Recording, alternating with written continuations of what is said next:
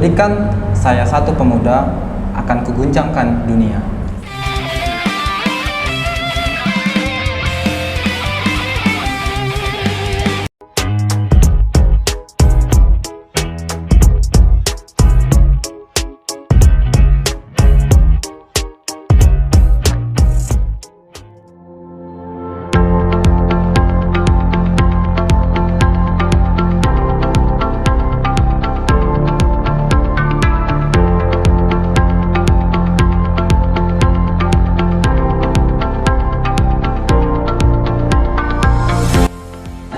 Assalamualaikum warahmatullahi wabarakatuh. Halo Sobat UNH, kembali lagi di podcast UNH Menyapa bersama saya Dinda Syakila. Pada podcast kali ini kita telah kedatangan bintang tamu yaitu Zahra dan Natata. Halo. Zahra dan Natata ini merupakan Purna Paskibraka Indonesia tahun 2021. Boleh perkenalkan dirinya kepada Sobat UNH yang ada di rumah? Baiklah, sebelum perkenalan, izinkan kami untuk memberikan salam Paskibraka. Salam Paskibraka Jaya. Perkenalkan, nama saya Natata Julian. Saya merupakan Purna Paskibraka Indonesia Kota Jambi tahun 2021 dan saya saat ini bersama teman saya. Saya Zahra Mazuna, Purna Paskibraka Indonesia Kota Jambi tahun 2021. Oke, nah Natata dan Zahra, gimana sih perjalanannya sehingga bisa menjadi seorang paskibraka? Dari Zahra dulu deh. Perjalanan menjadi seorang paskibraka Kota Jambi tahun 2021 itu pertama-tama kita melalui seleksi dari sekolah, terus seleksi dari ke kotanya itu, Kak. Lalu Natata? Kalau untuk perjalanan pribadi saya itu sangat panjang. Pertama ya saya seleksi dari sekolah terlebih dahulu, itu seleksi paskibra. Kemudian saya menjalani pengibaran di sekolah. Kemudian saya menjalani seleksi lagi untuk menjadi capaska. Dan saya melalui dinas Dispora itu saya melaksanakan seleksi tingkat kota. Nah, di seleksi tingkat kota itu memiliki beberapa tes, diantaranya tes kesehatan, kemudian tes jasmani, LKBB, kemudian wawancara, dan yang terakhir adalah pantuhir. Oke.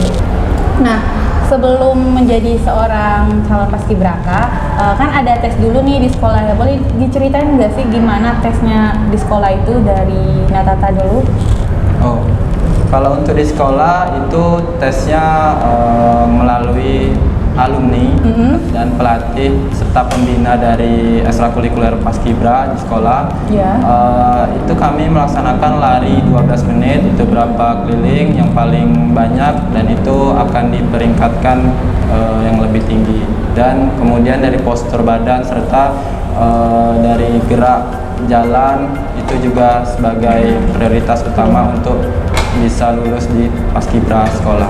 Oke, kalau untuk tes di sekolah itu berapa tahapan yang dilewati? Maksudnya berapa hari ini? Kalau untuk saya merupakan alumni dari SMA Negeri 8 Kota Jambi. Itu kami ada 3 tahapan tes. Yang pertama itu fisik, yang kedua gerak jalan atau LKBB, dan yang ketiga wawancara. Oke, kalau Zahra nih, gimana pengalamannya tes dari sekolah? Ya, saya dari SMK Negeri 2 Kota Jambi, kurang lebih sama kayak Natata. Dari alumni juga yang seleksi itu seleksinya ya kayak gitu, dari LKBB, gimana sikap kita gitu. Ya sama aja sih, Kak, sama kayak Natata. Kalau pengalamannya selama mengibar di sekolah, kalau Zahra ini di pasukan berapa pernahnya?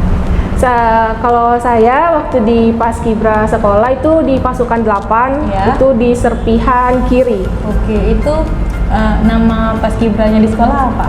Nama paskibra di sekolah itu namanya Paskanda. Oke, kalau Natata gimana? Kalau di SMA Negeri 8 itu namanya Garuda Semandel. Oke, Natata di waktu pengibaran pertama kali itu di pasukan berapa?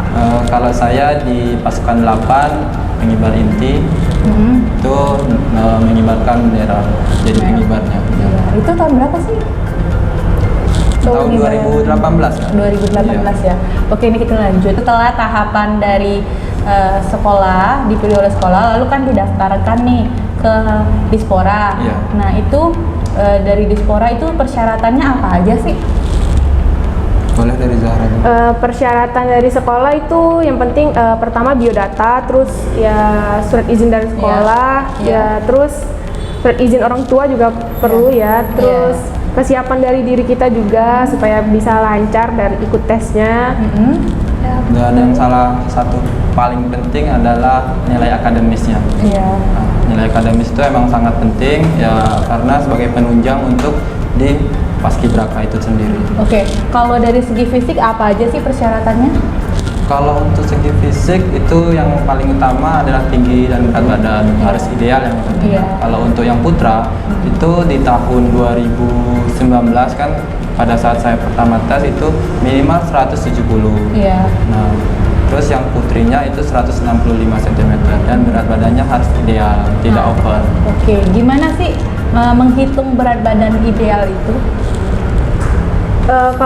Kalau secara manual ya itu tinggi badan dikurangin 110 Oke, itu. 110, Iya, oke. kalau secara manual. Tapi biar lebih akurat ya ke tes ke apotik, ke puskesmas atau iya. apa gitu. Nanti dari pihak Dispora pun juga Iya. akan melakukan Iya. pengetesan itu ya. Iya, pengecekan. Oke, kalau untuk perwakilan sekolah itu dari dari Disporanya itu ada batasan nggak sih berapa perwakilan dari Kalau sekolah? untuk kuotanya dibataskan setiap sekolah itu hanya bisa mengirimkan 8 putra dan 8 putri. Jadi Terbaik. 16. Iya, 16. Itu di semua sekolah. Ya, itu untuk di tahun 2019. Oh iya, sangat menarik banget nih. Nah, lalu kan setelah dilakukan penyeleksian di sekolah, kemudian seleksi lagi di Dispora. Itu berapa hari sih seleksi yang dilakukan oleh Dispora? Seleksi kita itu ada 4 hari. Ya. Ya, seleksi pertama itu kesehatan. Itu kesehatan di lapangan tenis waktu itu. Ya, apa aja sih yang rangkaian tes kesehatan itu? Waktu kesehatan itu pertama dicek tinggi badan, terus berat badan, terus mata itu buta warna atau enggak, terus minusnya gitu kan. Ya. Terus kaki ya. Kalau tahun kami kemarin kaki itu liter atau enggak gitu. Kalau untuk tes yang tahap keduanya itu adalah tes fisik. Ya. Nah, jadi tes fisik itu komposisinya adalah lari 12 menit, itu jasmani A. Terus jasmani B itu ada push up, sit up, dan di tahun 2019 ada pull up. Wah, sangat menarik banget nih Sobat UNH. Setelah berarti itu dinyatakan lolos terlebih dahulu dalam pertahapan tes itu atau nanti akhirnya? Kalau untuk di tes kesehatan ya hasilnya itu malam itu langsung jadi. Oh, berarti harus menunggu hasil dulu baru bisa mengikuti tahapan selanjutnya ya? Sistem gugur soalnya. Oke, sistem gugur. Oke. Kalau itu kan hari kedua, di hari ketiga apa aja? Di hari ketiga itu ada LKBB. Itu LKBB sendiri komposisinya itu baris berbaris mulai dari dasar hingga gerak jalan, angkat tegap maju, kemudian belok kanan, jalan di tempat. Nah, itu. Kalau boleh tahu nih kriteria untuk LKBB itu gimana? Kriterianya yang pastinya itu harus tegap dan untuk postur itu makanya tadi ada tes kesehatan. Postur tidak ada yang istilahnya ada kelainan itu. Jadi untuk melaksanakan gerak jalan itu lancar dan ilmu atau pengetahuan di bidang LKBB memang harus dikuasain juga. Harus sangat dibutuhkan. Oke. Berarti itu kan udah masuk hari kedua. Itu hari kedua dan ketiga. Iya. Itu menunggu hasil lagi atau di hari kedua nanti keluar hasil lagi atau gimana?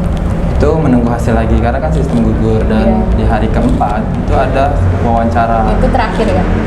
Ya terakhir sekaligus pantuhir, pengumuman pantuhir. Nah, boleh diceritain nggak sih kepada Sobat UNH yang ada di rumah pantuhir itu apa? Boleh, Zahra?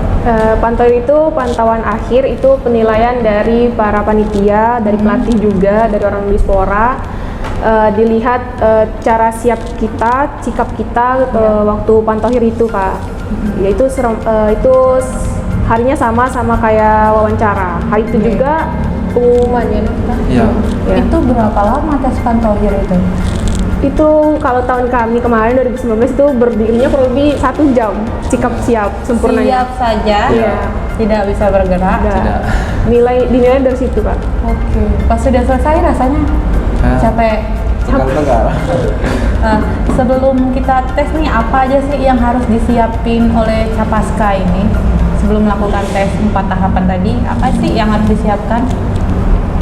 Poin pertama untuk yang dipersiapin itu adalah kebugaran, kebugaran tubuh. jasmani, kemudian fisik itu paling poin utama, dan Ya. tak kalah pentingnya adalah akademis. Akademis itu dalam hal teori atau materi mengenai paskibraka. Oke, kalau Zara apa aja nih siapin? Ya harus sehat ya Kak, intinya kalau sakit hari H kan kita susah Iya, juga. iya. Yaitu belajar kami waktu itu. Oke, kalau untuk dari segi persiapan gizi apa aja? Untuk persiapan gizi itu saya memakan makanan-makanan yang banyak protein dan karbohidrat, karena saya setiap harinya itu kan latihan fisik, Iya. jadi membutuhkan energi yang lebih banyak kan. Makanya itu saya mengkonsumsi yang makanan-makanan bergizi dalam hal ya yang karbohidrat tinggi sama protein yang tinggi. Oke, sangat menarik nih Sobat UNH pembahasan kita kali ini. Nah, kita break sejenak, saksikan jeda pariwara berikut ini.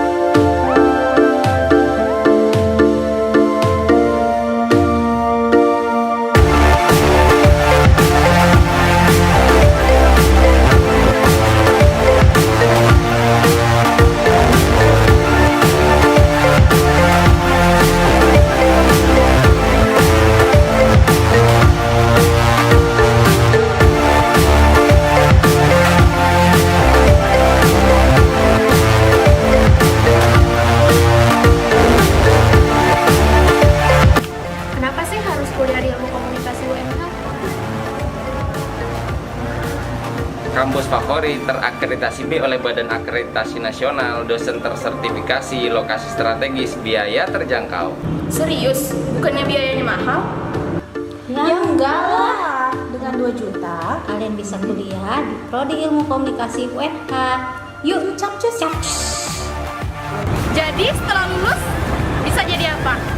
Tenang aja, setelah lulus dari Prodi Ilmu Komunikasi, Anda bisa bekerja sebagai public relation atau humas di pemerintahan dan perusahaan swasta, atau Anda juga bisa bekerja sebagai penyiar radio dan presenter di televisi, bisa menjadi wartawan, bisa bekerja di bidang periklanan, atau buat Anda yang memang berbakat, Anda juga bisa bekerja atau bergerak di bidang event organizer, entertainer, dan menjadi konsultan komunikasi. Masih banyak peluang-peluang kerja lain yang bisa Anda manfaatkan di era digital saat ini. Mari bergabung di Prodi Ilmu Komunikasi Universitas Nurdin Hamzah. Buruan sekarang juga. Hai generasi muda, sahabat milenial, masih ragu mau kuliah di mana? Buang rasa ragumu, gabunglah bersama kami di Ilmu Komunikasi Universitas Nurdin Hamzah Jambi. Kampus terakreditasi, prospek kerja nyata, kampus merdeka, Indonesia Jaya.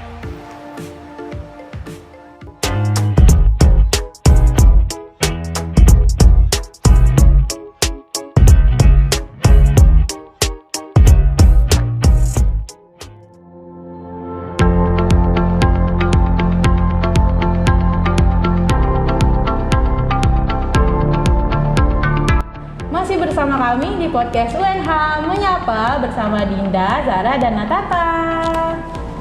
Nah, kita lanjutin lagi nih bincang-bincang kita. Zahra dan Natata ini seleksinya di tahun berapa? Kalau saya itu 2 kali tes, tahun pertama 2019, yang kedua tahun 2020. Untuk saya juga sama seperti Zara di tahun 2019 dan di tahun 2020. Oke. Di tahun 2019 itu berarti gagal. Kalau waktu gagal itu di tes keberapa? Kalau untuk saya itu di tes terakhir, Pantuhir, pemantauan akhir. Zara? Iya, sama. Dan di 2020 gimana tuh tesnya? Tesnya masih sama aja, ya bedanya alhamdulillah lulus. Alhamdulillah lulus. Kalau Natata? Sedikit berbeda dengan tahun 2019. Untuk tahun 2020 sendiri itu kita langsung pantuhirnya yang ngawasin tuh dari wali kota. Akan tetapi dimandatkan jadi wakil wali kota Pak Maulana. Oke, itu berapa lama pantuhir yang sama juga di tes sebelumnya atau berbeda? Sedikit berbeda. Ini di dalam ruangan aula dan itu buka baju. Dan untuk laki-laki ya? Ya, untuk laki-laki buka baju dan itu dicek dari ujung rambut hingga ujung kaki. Fisiknya ya? Ya.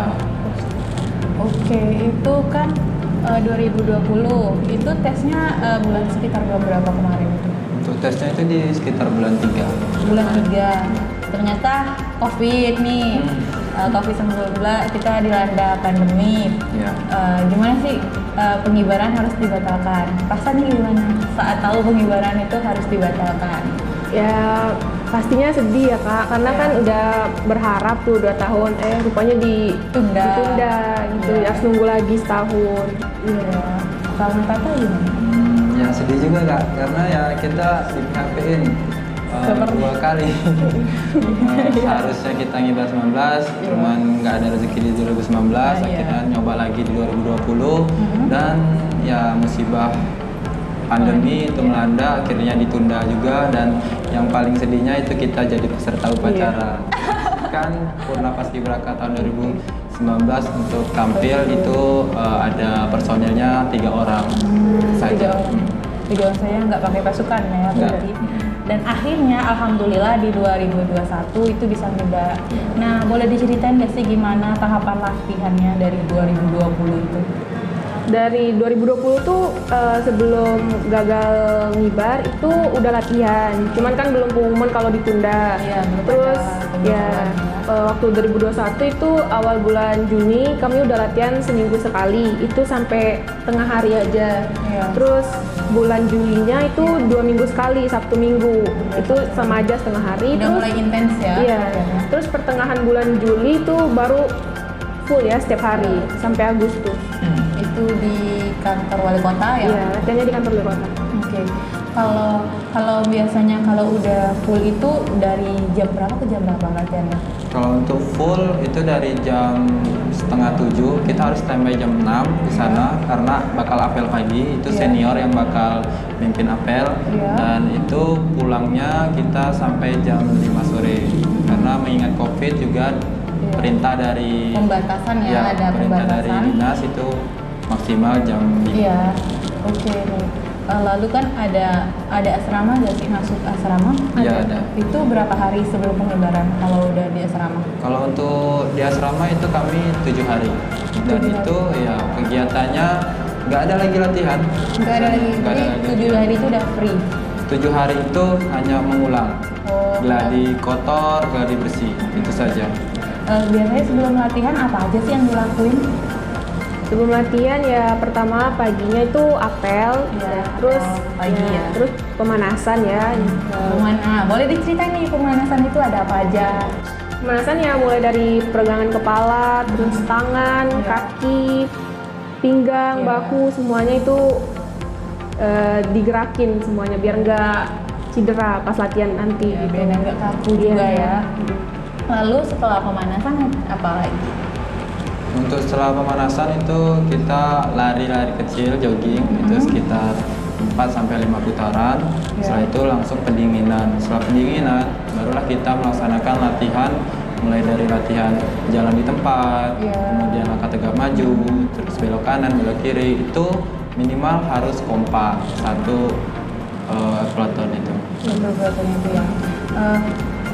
Kalau untuk latihan tadi, itu kan ada seleksi lagi nggak sih untuk masuk ke pasukan berapa? Ya tentu ada. Itu untuk seleksinya itu dari pihak pelatih yang ada di lapangan. Untuk seleksinya mulai dari gerak kita, kemudian postur, itu poin utamanya. Untuk paskibraka yang pengibar, itu komposisi orangnya ada 6 orang kandidat untuk menjadi pengibar. Kemudian untuk jadi apa lagi Kak? Pembawa baki ya. Untuk pembawa baki itu kandidatnya ada 2 orang, akan tetapi itu belum bisa dipublish oleh pihak pelatih karena masih diceng-ceng Kak. Oh, masih ditukar-tukar, berarti setiap latihan ditukar terus jelas ya. ditukar. Nanti keputusannya pas mendekati hari H baru diputusin siapa yang akan menjadi pembentang, pengibar. Jadi semua bisa merasakan. Iya. Oke. Kalau untuk Zara gimana? Kalau yang putri ya itu semuanya diseleksi untuk menjadi pembawa baki itu. Seleksinya sama pelatih yang putri, ada seniornya. Ya itu Pak, seleksinya cuma pembawa baki kalau putri sih. Oke. Nah, selain di asrama itu kan selain latihan, kegiatan di asrama apa lagi tuh? Selain mengulang-ulang gitu. Selain gladi ya, untuk di dalam asrama itu kami yang pertama adalah materi dari BNN, kemudian dari Kesbangpol mengenai Pancasila, dan juga pada saat pertama kali mau masuk asrama kami ada kegiatan tantingan. Apa tuh? Nah, kegiatan tantingan ini adalah kegiatan yang emang sakral sih sebenarnya untuk masuk ke desa bahagia. Jadi di situ kami pertama kali kan apel pembukaan bahwasanya kami mau masuk desa bahagia, terus kami memecahkan balon menggunakan tusuk gigi, dimasukkan ke mulut, terus dipecahkan. Di dalam balon itu ada tepung dan ada nama suci Kak. Itu sangat menarik banget pembahasan kita kali ini. Nah, kalau Zara saat melakukan pengibaran itu di pasukan berapa? Ya, kalau saya itu di pasukan 17 pecahan kanan Kak. Oke. Lalu gimana Kak? Kalau untuk saya itu pengibar di pembentangnya paling kanan. Boleh diceritain nggak sih gimana rasanya menjalankan tugas tersebut? Nah, untuk saya sendiri sebenarnya saya kan memang terpilih kandidatnya untuk menjadi pembentang di pengibar ya.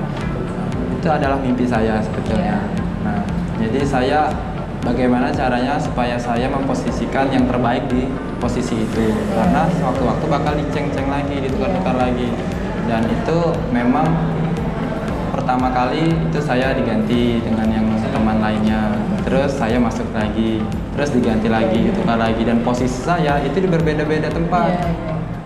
Pertama kali di kanan, kedua di paling kiri, kemudian di tengah. Nah, sehingga saya harus bisa menyesuaikan diri. Itu jadi memang harus siap di segala tempat. Harus bisa ditempatkan dimanapun. Nah, reward apa aja sih yang didapat saat menjadi paskibraka? Yang pertama rewardnya adalah seragam lapangan dan seragam upacara. Kemudian mendapatkan uang saku juga setelah pengibaran dan jalan-jalan. Nah, jalan-jalannya itu kemana tuh? Ya, kita ke Padang tahun ini. Tahun ini ke Padang. Iya, ke Padang. Sangat menarik banget ini Sobat UNH. Nah, boleh dong kasih pesan untuk adik-adik Capaska yang ingin bergabung? Ya, silakan Zara. Buat adik-adik yang ingin bergabung menjadi anggota Paskibraka, semangat dan siapkan diri untuk tahun depan ya. Tahun depan kan kita buka lagi seleksi. Semangat, terus tetap latihan, jaga kesehatan. Untuk Natasha gimana pesan untuk adik-adik? Untuk adik-adik khusus di SMA, MA, SMK di Kota Jambi, belajar dan berlatih yang lebih giat lagi, karena untuk tes paskibraka itu sendiri bukan fokus dalam satu aspek saja. Banyak aspek-aspek yang harus kita perjuangkan dan kita latih. Mungkin itu saja. Oke, sangat menarik banget podcast kita kali ini. Terima kasih untuk Zara dan Natata yang udah menjadi narasumber kita pada kali ini. Katanya nih, Natata punya quotes untuk Sobat UNH yang ada di rumah. Apa tuh? Baiklah, saya mengutip kata-kata dari Bung Karno, berikan saya satu pemuda, akan kuguncangkan dunia. Keren banget podcast kita kali ini. Terima kasih untuk Sobat UNH yang telah menonton tayangan kali ini. Jangan lupa tetap dukung kami dengan cara like, comment, and subscribe. Sampai berjumpa di episode selanjutnya. Wassalamualaikum warahmatullahi wabarakatuh.